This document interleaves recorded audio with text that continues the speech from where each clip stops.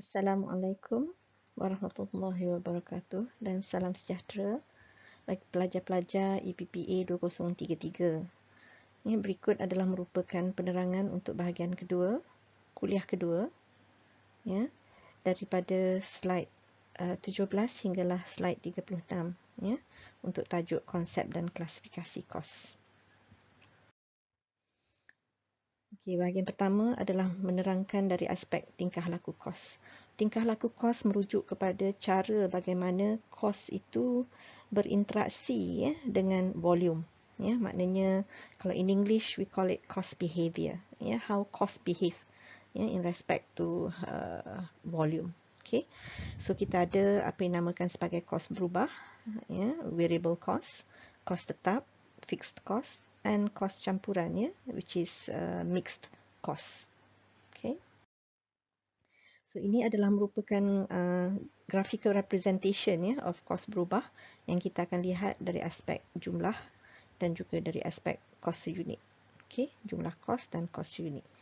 Okay, now kalau kita lihat di sini dari segi grafnya, ini adalah merupakan tahap aktiviti. Okay, sebagai contoh, katakan kita nak menghasilkan meja. Sebuah meja memerlukan 2 keping papan. Setiap keping papan kosnya adalah RM10. Berarti sebuah meja kos papan adalah RM20. Okey. Jadi kalau kita lihat di sini, sekiranya tahap aktiviti kita adalah sebuah meja, maka kos papan adalah RM20. Okey.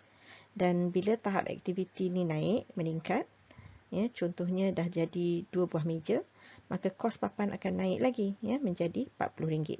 So bermakna garis jumlah kos berubah dia akan meningkat berkadaran dengan volume. Okey. Tapi kalau kita lihat, ya, garis ini dia intercept dekat kosong. Berarti kalau tahap aktiviti adalah kosong, bermakna tiada meja yang dikeluarkan, maka tiada bahan yang diguna. Oleh itu jumlah kos bahan akan menjadi kosong.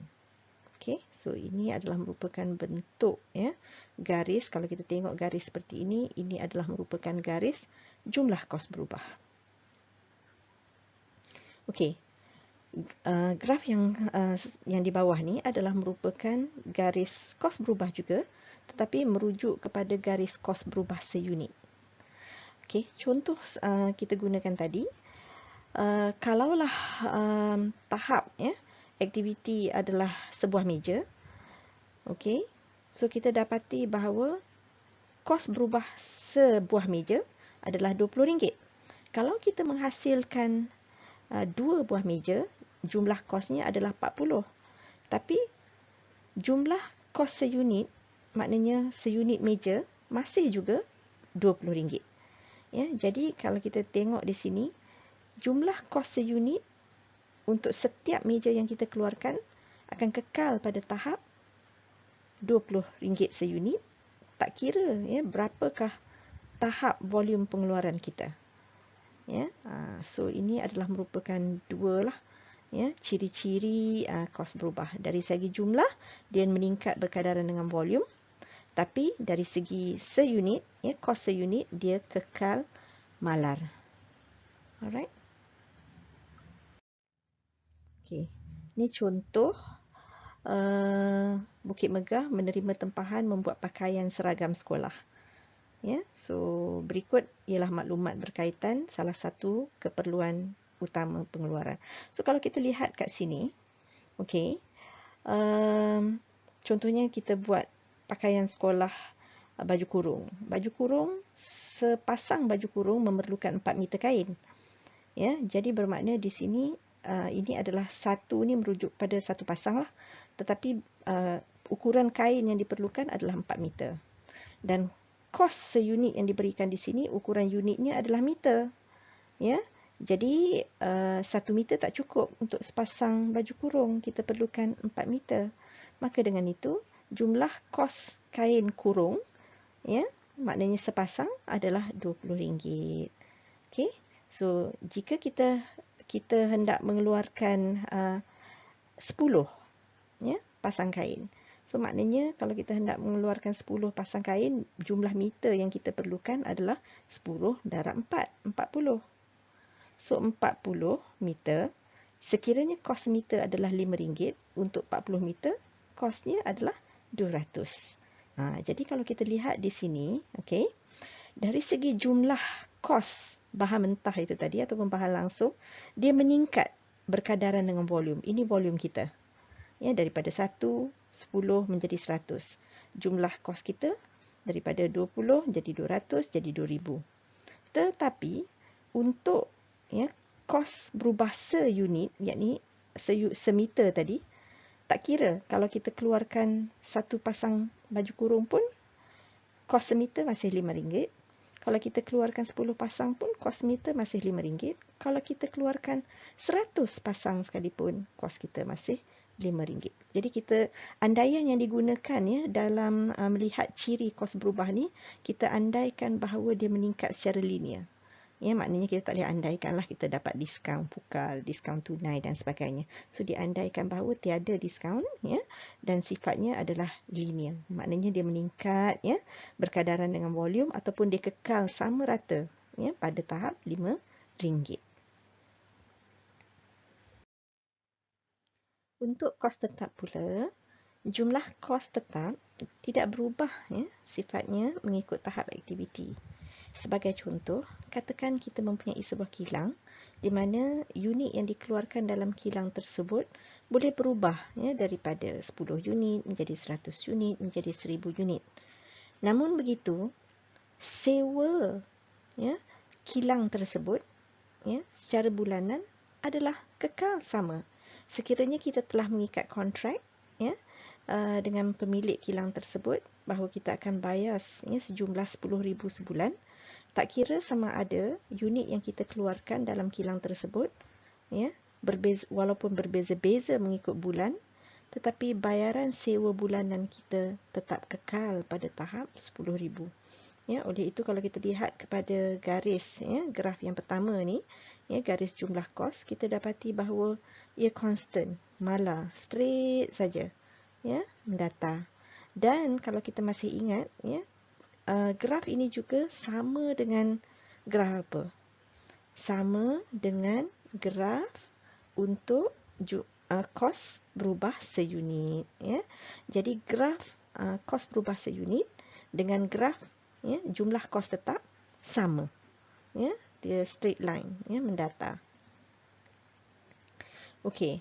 Graf yang kedua pula melihat kepada keluk yang semakin lama semakin menurun dan akhirnya landai sifat dia. Ini adalah merupakan garis kos tetap seunit. Dan kita dapati bahawa ianya berkadaran songsang dengan tahap aktiviti. Maksudnya apa? Maksudnya ialah apabila jumlah aktiviti ataupun volume pengeluaran kita meningkat, maka kos tetap seunit akan berkurang. Okay, untuk menjelaskan lagi keadaan ini, kita lihat slide berikutnya, slide 21. Okay, contoh belanja sewa. Seperti yang saya terangkan tadi, katakan belanja sewa ruang kedai. Untuk menempatkan pakaian yang hendak dijual. So, kita guna untuk simpan pakaian. So, kadar sewa bulanan, kadar sewa setahun adalah RM10,000. So, kalau kita lihat kat sini, kita ada volume jualan. Jumlah unit yang kita hendak jual sebanyak 1000 unit, 10,000 unit, 100,000 unit.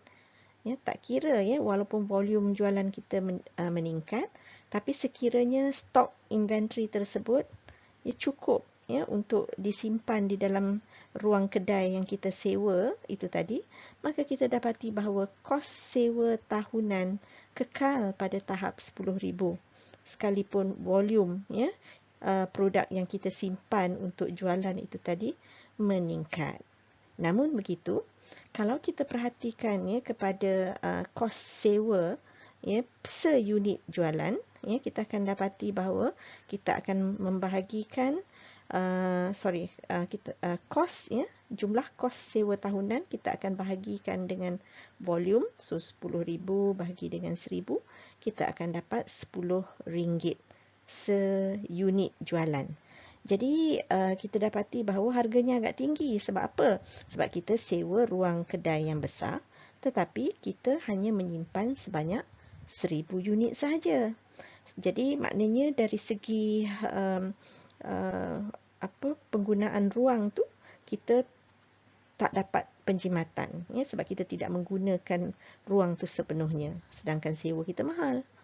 Okay, so kalau kita tengok pula, ya, keadaan yang ketiga ni, kita bayar 10,000 tapi kita muatkan sebanyak 100,000. So bermakna kalau kita kira dari segi kos tetap seunit kita, dia nampak kosnya rendah. Syarikat memanglah melibatkan belanja sebanyak 10,000, tapi dari segi kos tetap seunit tu dah jadi cuma 10 sen sahaja. So ini adalah konsep ekonomi bidangan ataupun in English economies of scale. So jadi kalau kita hendak membelanjakan kos tetap ni, kita kena hati-hati. Ya, kos tetap ni dia tidak berubah mengikut volume. Jadi kita kena pastikan bila kita telah melibatkan belanja kos tetap, kita fully utilize it. Ya, otherwise we'll be wasting our money. Okay. Right. Okay, julat relevan. Julat relevan merujuk kepada satu had ataupun satu tahap, ya, aktiviti di mana kos tetap adalah relevan untuk tahap aktiviti tersebut sahaja. So kalau kita lihat contoh, ya, sebuah truk boleh membawa maksimum 20,000 unit barangan. Ya, jadi kalau kita tengok kepada rajah ini, garis yang pertama tu kita andaikan tahap aktivitinya daripada 0 unit barangan sehinggalah 20,000. Jadi bermakna kalaulah muatan kita adalah antara 1 hingga ataupun 0, ya, maknanya tak ada muatan langsung, tapi kita dah pun sewa, ya, truk tersebut, dan andaikan bahawa harga sewaan truk, ya, adalah 5,000, ya, sebuah truk. Okey, jadi antara 0 hingga 20,000 kita hanya memerlukan satu truk, maka kos sewaan truk adalah sebanyak 5,000. Tapi andai kata, ya, muatan kita meningkat lebih daripada 20,000, contohnya 21,000 sehingga katakan 40,000, bermakna sebuah truk tidak cukup lagi. Jadi kita kena menambah sewaan sebuah truk lagi. So kalau sebuah truk adalah kos sewanya 5,000, dua buah truk menjadi, ya, 10,000. So kalau kita lihat kepada garis yang kedua ni, dia telah meningkat. Ya, dia telah meningkat. Tetapi untuk julat di antara 21,000 hinggalah 40,000 sahaja. Ya, jadi kalaulah muatan kita turun balik kepada tahap 15,000, maka kita tidak lagi perlu, ya, 2 truk, kita hanya perlu, ya, sebuah truk sahaja. Jadi dalam kes ni kita dapati bahawa jumlah kos tetap tu dia boleh berubah mengikut julat. Ya, so maknanya dia hanya tetap untuk satu-satu julat tu saja. Tapi dia akan berubah kepada satu tahap, ya, kos tetap yang baru bila julat itu dia beranjak. Ya, so ini adalah dikenali sebagai graf kos tetap bertingkat, ataupun in English is known as a step fixed cost. Okay. Okay, kos campuran. Kos campuran adalah merupakan, nama pun kos campuran. So apa yang bercampur? Dia adalah merupakan campuran komponen kos tetap dan juga kos berubah. Ya, sebagai contoh bil telefon, ya, di mana kalaulah katakan kita menyewa, ya, talian tetap, kita dapati bahawa ada, ya, charges tetap yang kita kena bayar setiap bulan, contohnya RM25. Dan jumlah, ya, bayaran, ya, bil telefon itu tadi adalah tertakluk pada bayaran tetap sewa dan juga penggunaan. So penggunaan akan di-charge berdasarkan kepada minit penggunaan lah, ya, berapakah charges per minit. Ya, so jadi bahagian yang kita bayar kos tetap itu tadi, ya, itu adalah sewanya. Bahagian penggunaan itu tadi adalah dianggap sebagai kos berubah.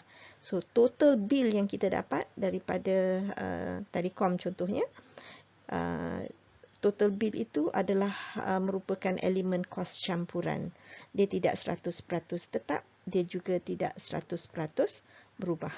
So kalau kita lihat kepada rajah ini, kita dapati bahawa, ya, katakanlah kita menyewa RM25 sebulan, Ya, tak kira kalaulah kita ada telefon tapi kita tak buat panggilan langsung pada bulan April, kita masih terpaksa bayar RM25. Kos yang terpaksa kita bayar akan meningkat, ya, berkadaran dengan volume. So, volume itu merujuk kepada minit ataupun jam panggilan yang kita buat lah. Ya. Okey. Berikut adalah merupakan analisis kos campuran. Maksudnya di sini ialah kos-kos tetap, kos-kos berubah. Ya, dia sangat penting ya untuk tujuan kita merancang, untuk tujuan kita mengawal dan juga untuk tujuan pembuatan keputusan. Seandainya kita menemui item-item kos campuran, so kos campuran ini menyebabkan kita sukar untuk merancang, kita sukar untuk mengawal dan juga membuat keputusan. Oleh itu, item-item kos campuran ini hendaklah kita pisahkan kepada elemen berubah dan elemen tetapnya. Okey. Ada beberapa kaedah ya yang boleh kita gunakan untuk memisah ya komponen kos campuran itu kepada tetap dan berubah. Ya, antaranya ialah high-low method, kaedah tinggi rendah ya. And then kita ada scatter graph method ya, linear method ya. So method yang kita akan gunakan ni adalah high-low method ya, juga dikenali sebagai kaedah tinggi rendah. Okey. Alright. So, dalam kaedah tinggi rendah, ya, apa yang kita lakukan ialah kita akan cuba mencari kadar kos berubah ya, dan juga jumlah kos tetapnya berdasarkan kepada dengan melihat trend aktiviti. Ya, kita akan lihat trend aktiviti, aktiviti yang tertinggi dan juga aktiviti yang terendah. Ya, contohnya kalau telefon tadi, bilangan minit ya tertinggi untuk panggilan dan bilangan minit terendah untuk panggilan. Dan kita akan bandingkan dengan kos yang terpaksa kita tanggung lah ya, untuk kalau panggilan tertinggi berapa kosnya, panggilan terendah berapa kosnya. Okey. So ini adalah merupakan formula kos yang kita gunakan. Y is equals to F plus Vx. So Y ni merujuk kepada jumlah kos campuran bersamaan dengan F adalah merupakan jumlah kos tetap, manakala V adalah merupakan kadar kos berubah dan X ini adalah merupakan tahap volume. Okey, seperti yang saya katakan tadi, kita akan mencari kadar kos berubah. Formula untuk mencari kadar kos berubah ialah ya, iaitu V ialah perubahan di dalam kos dibahagikan dengan perubahan di dalam aktiviti tertinggi berbanding dengan aktiviti terendah. Okey, so kita tengok contoh. Slide 25 ni adalah merupakan langkah-langkah, so you can just go ahead and read. Tapi saya akan terus pergi kepada penerangan ya, ke slide 26. Okey, ini adalah slide 26 adalah merupakan data yang diberikan ya, untuk bilangan penghantaran dan juga jumlah kos campuran ya, untuk setiap bilangan penghantaran tersebut. Contohnya pada bulan Januari, okey, kita ada 6 bulan di sini, Januari hingga Jun. Untuk bulan Januari, kos kita bilangan penghantaran kita adalah 100 ya, tetapi jumlah kos penghantaran adalah 2000. Okey, kalau kita tengok pada bulan April, bilangan penghantaran kita naik ya, sekali ganda ya, menjadi 200 bilangan penghantaran.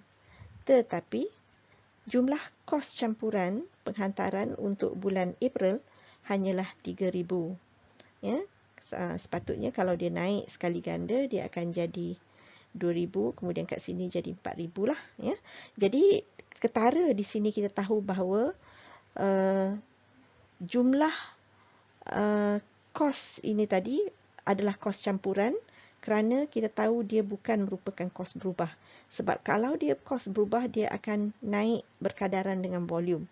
Ya, dalam kes Januari dan April ni kita tahu ya, dia tidak meningkat berkadaran dengan volume. Sebab kalau kita tengok ya, 3000 bahagi dengan 200, kita akan dapat berapa? Ya, so 3,000 ya kosnya, kita bahagikan dengan 200 bilangan penghantaran, kita akan dapat RM15 untuk satu penghantaran. Tapi kalau untuk bulan Januari, jumlah kos berubah kita adalah 2,000 bahagi dengan 100, ya, maknanya jumlah kos penghantaran untuk setiap penghantaran adalah RM20. Sedangkan sifat kos berubah per unit dia mesti sama. Tapi di sini kita dapati bahawa untuk Januari adalah RM20 sebilangan penghantaran.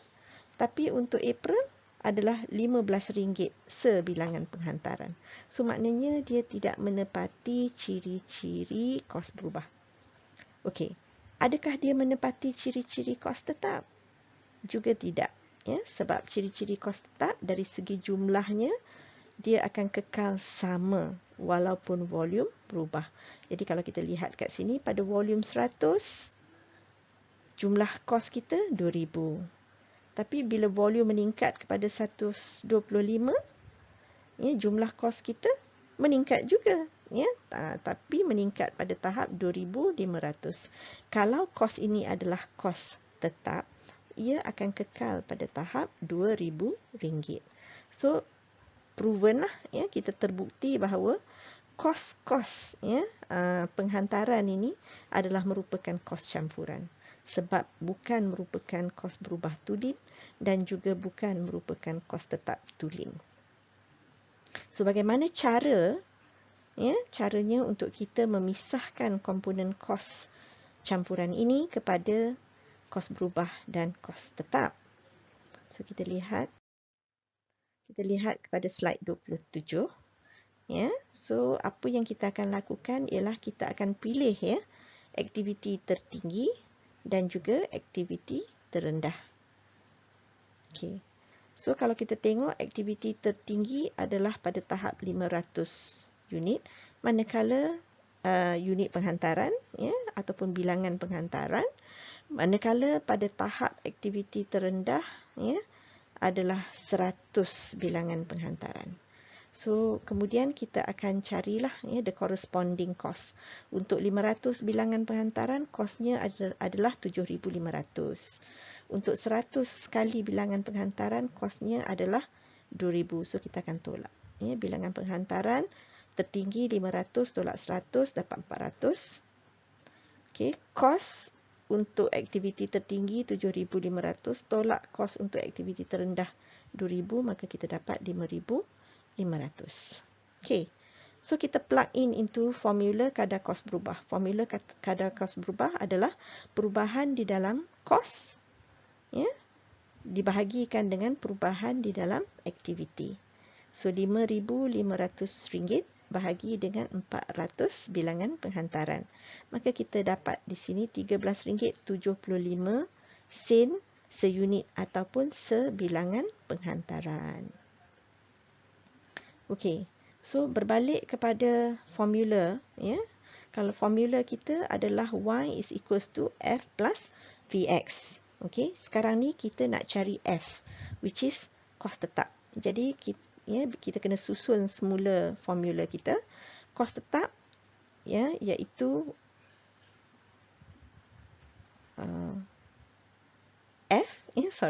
kos tetap iaitu fixed cost, okey, adalah bersamaan dengan jumlah kos iaitu Y tolak dengan kos berubah iaitu Vx.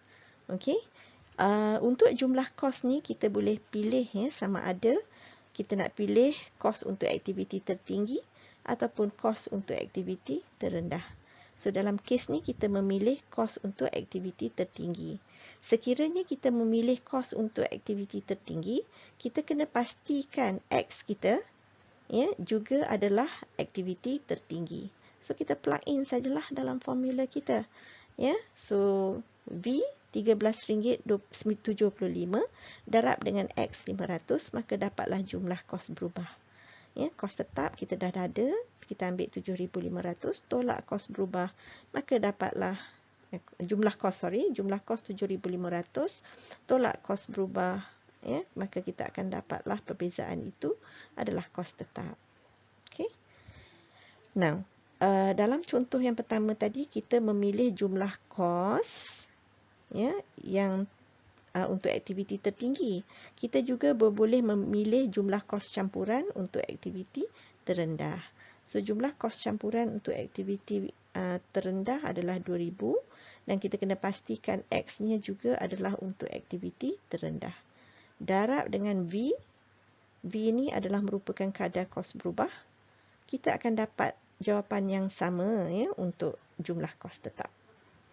So, berdasarkan data kita, ya, kos tetap dan juga kadar kos berubah, kita boleh membentuk satu formula kos. Okey, iaitu bersamaan dengan ya, kos tetap ya, F campur dengan Vx kos berubah. Ya, so formula kos ini boleh kita gunakan untuk tujuan perancangan dan kawalan serta pembuatan keputusan. Terdapat kelemahan utama dalam penggunaan kaedah tinggi rendah. Ya, kita menggunakan 2 titik sahaja ya, daripada senarai data yang panjang.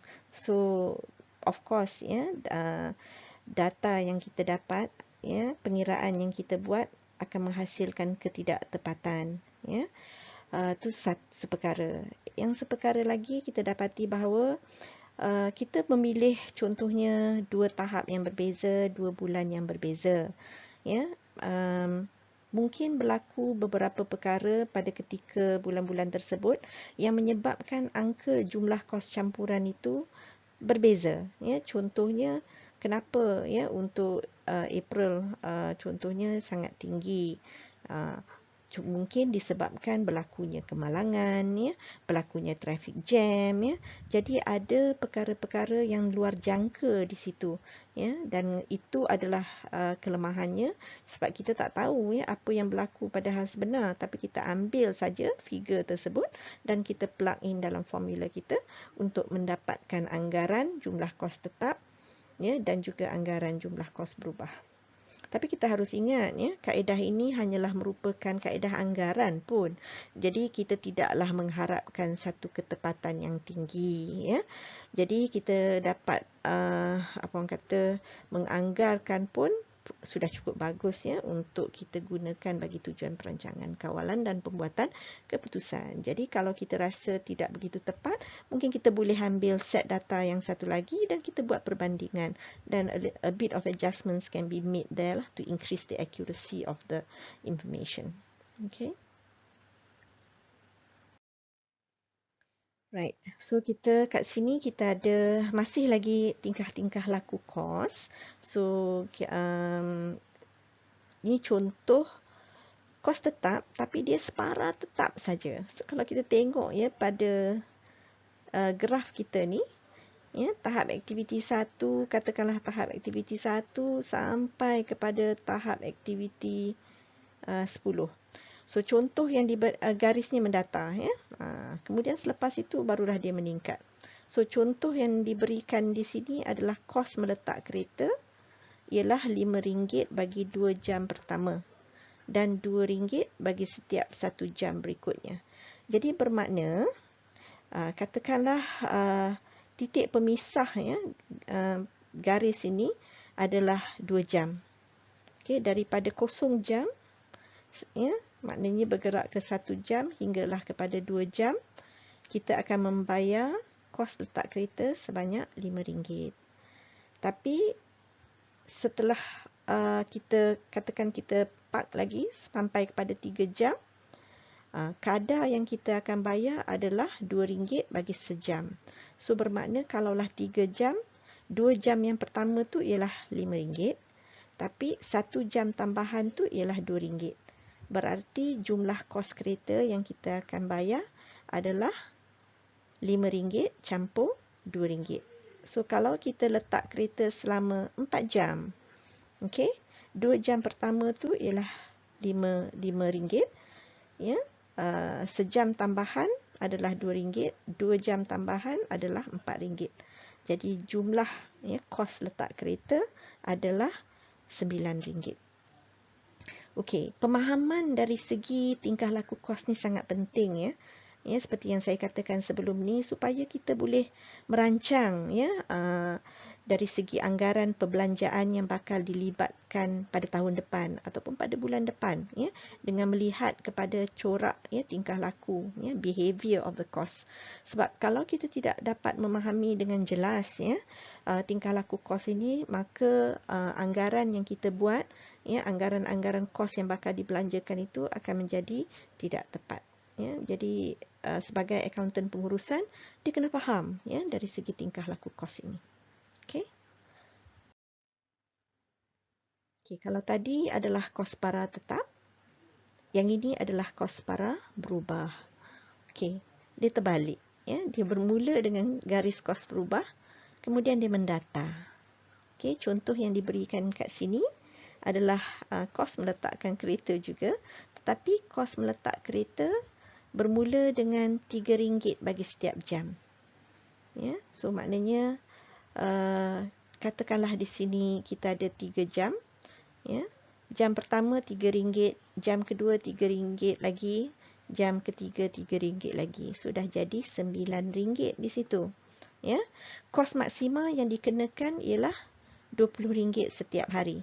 So kalaulah katakan kita RM9, so maknanya 3 jam masih boleh meningkat lagi, ya. So RM3 maknanya 4 jam dah RM12, ya, 5 jam dah RM15, 6 jam RM18, ya. Kemudian 7 jam dah RM21. Okey. So maknanya kalau start dengan 20 tu, ya, kalau kita dah 7 jam, maknanya dia takkan meningkat lagi dah, ya, berkadaran dengan volume. So dia akan kekal lah pada tahap RM20. Ya, so kalau saya park kereta 8 jam, so besoknya saya kena bayar ya cuma RM20 sahaja. Ya, sebab itu adalah merupakan kos maksimum. Tapi kalau saya letak kereta ya untuk selama 6 jam, saya kena bayar RM18 lah. Begitu. Okey. So seperti biasa saya katakan tadi, pemahaman ya tentang tingkah laku kos ni sangat penting. Apakah itu penggerak kos? Ya, penggerak kos juga dikenali sebagai pemacu kos ataupun in English ialah cost driver. Okay. Merupakan aktiviti yang menyebabkan atau mempengaruhi perubahan sesuatu kos tersebut. Alright. Sebagai contoh, kos operasi kantin di kilang. Penggerak kosnya ialah bilangan pekerja. Kenapa? Ya, kerana apabila bilangan pekerja meningkat, maka kos operasi contohnya dapur-dapur yang diperlukan akan bertambah, menu-menu yang dihidangkan juga bertambah, aktiviti pembersihan, basuh pinggan dan sebagainya juga akan bertambah. Ya. Jadi kita katakan yang menyebabkan kos operasi kantin ini meningkat ya adalah merupakan bilangan pekerja kilang yang datang makan ya di kantin kilang tersebut. So jadi kita boleh gunakan ya data ini untuk merancang. Jadi kalau kita jangkakan bilangan pekerja kilang meningkat, maka kita akan tahulah kos operasi ya kantin kilang juga akan meningkat. Contoh lain seperti kos petrol ya. Kos petrol dikatakan di sini akan meningkat ya disebabkan oleh jarak ya, sebab jarak ni adalah penggerak kos. So jarak di sini mungkin merujuk kepada jarak kilometer perjalanan ya. Jadi kita tahulah ya kalau kita nak menjimatkan kos petrol, maka jarak kilometer perjalanan itu hendaklah dikurangkan ya. So jadi ini memudahkan ya proses perancangan dan juga kawalan ya terhadap belanja-belanja yang bakal dilibatkan. Okey. Okey, subtopik yang terakhir adalah klasifikasi kos juga, tetapi dari aspek konsep-konsep kos tambahan ya. Dalam contoh ni adalah kos relevan ya, kos tidak relevan. Kos relevan dan kos tidak relevan ini telah pun saya jelaskan sebelum ini ya dalam kes di mana kita membeli petrol ya. So Jadi kos relevan adalah merupakan kos yang berlaku pada masa hadapan dan kos ini berbeza antara alternatif. Jadi dua ciri ni sangat penting. Ya, contohnya kalau kita nak membeli petrol, kita kena pastikan bahawa harga yang bakal kita bayar tu adalah harga akan datang, harga hari ini, harga petang karang, ya, harga besok. Dan juga kalau kita nak menentukan sama ada kita hendak beli petrol daripada Petronas ataupun Shell, ya, maknanya harga tersebut mestilah berbeza. So dalam kes sekarang ni kita dapati bahawa harganya adalah sama. So kalau harganya adalah sama, berarti data kos itu tadi, ya, data harga petrol itu tadi adalah tidak relevan. Jadi kalau tidak relevan, apa yang kita harus lakukan? Kita harus keluarkan daripada pembuat laporan untuk tujuan pembuatan keputusan. Okey. Okey, seterusnya adalah kos tenggelam ataupun kos karam. In English is sunk cost. Sunk cost ini adalah merupakan kos yang telah dilibatkan mengikut keputusan lepas. Ya, maknanya kos yang telah pun berlaku. Ya, disebabkan oleh keputusan masa lalu. Sebagai contoh, bila kita beli kereta, ya, 5 tahun yang lalu dan kita telah pun bayar RM50,000, maka RM50,000 itu adalah merupakan kos tenggelam. Ya, yang mana kita takkan dapat balik, ya, kos yang telah kita libatkan ini. Jadi apa-apa keputusan yang dibuat tidak akan mengubah kos tersebut. Ya, because ia merupakan sesuatu yang telah pun dibelanjakan, walaupun mungkin kita kata, oh, tak habis bayar lagi. Walaupun kita belum habis bayar, kita tetap, ya, berhutang. Ya, jadi hutang itu perlu dilangsaikan. Jadi kalau kita buat keputusan, oh, saya nak beli kereta baru lah, ya, okey, boleh, tapi RM50,000 yang telah pun kita belanjakan untuk membeli kereta lama itu tidak harus dimasukkan di dalam analisis untuk kita evaluate keputusan sama ada hendak beli kereta baru ataupun tidak, kerana ia tidak ada kaitan. Ya, dia adalah kos tenggelam. Semua kos tenggelam dianggap sebagai kos yang tidak relevan di dalam proses pembuatan keputusan. Okey. Kemudian kita ada kos boleh kawal dan kos tidak boleh kawal. Kos boleh kawal adalah merupakan kos-kos yang boleh dikawal oleh pengurus, ya, sesuatu jabatan itu tadi. Sebagai contoh, kalau kos pengurus pengeluaran, kos bahan yang diguna, ya, bahan yang diguna, kuantiti bahan yang diguna, semua itu adalah merupakan di dalam kawalan, ya, pengurus pengeluaran berkenaan. Tapi kalau kita bercakap tentang gaji pengurus syarikat, gaji pengurus syarikat bukanlah merupakan kos yang boleh dikawal. Ya, jadi kalaulah maknanya kita hendak membuat analisis, ya, untuk pembuatan keputusan bagi seorang pengurus pengeluaran, gaji pengurus syarikat tak boleh dimasukkan sebab dia memang tidak boleh dikawal oleh pengurus pengeluaran itu tadi. Kos boleh kawal dan kos tak boleh dikawal ni sangat penting untuk tujuan penilaian prestasi. Jadi kalau kita hendak menilai prestasi pengurus pengeluaran itu tadi, kita hendaklah memastikan bahawa item-item kos yang disenaraikan itu mestilah terdiri daripada item-item yang memang boleh dikawal oleh pengurus pengeluaran tersebut. Kalaulah andainya terselit, ya, kos-kos yang tidak boleh dikawal ini tadi, dan kita gunakan, ya, data-data kos itu untuk menilai prestasi pengurus pengeluaran, maka penilaian prestasi itu adalah sangat tidak adil. Okey, tajuk-tajuk ini semua kita akan buat dengan lebih detail lagi dalam kursus perakaunan pengurusan. Okey. Okey, seterusnya yang terakhir adalah kos peluang. Juga dikenali sebagai kos melepas, and in English is known as opportunity cost. Ya, apa dia kos peluang? Ia merupakan manfaat bersih yang terpaksa dilepaskan kerana memilih tindakan alternatif yang lain. Ya, sebagai contoh, seorang pelajar memilih untuk belajar. Ya, maka pelajar tersebut telah lepaskan peluang untuk bekerja. Ya, jadi jika sebelum ini beliau bekerja dan mendapat gaji, ya, sebulan 900, maka gaji sebulan 900 ini adalah merupakan hasil atau pemanfaat yang terpaksa dilepaskan kerana memilih untuk belajar. Maka kalau saya senaraikan, apakah kos-kos yang terlibat kerana saya memilih untuk belajar?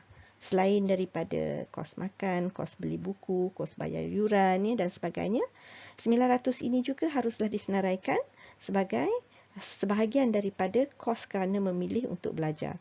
Dan kategori kos ini dinamakan sebagai kos peluang ataupun kos melepas. Ya, jadi konsep kos melepas ini sangat penting, dan again kita akan belajar dengan lebih detail di dalam kursus perakaunan pengurusan nanti. Okey, so sampai di sini saja untuk bahagian kedua, ya, kuliah kedua, konsep-konsep kos. Terima kasih.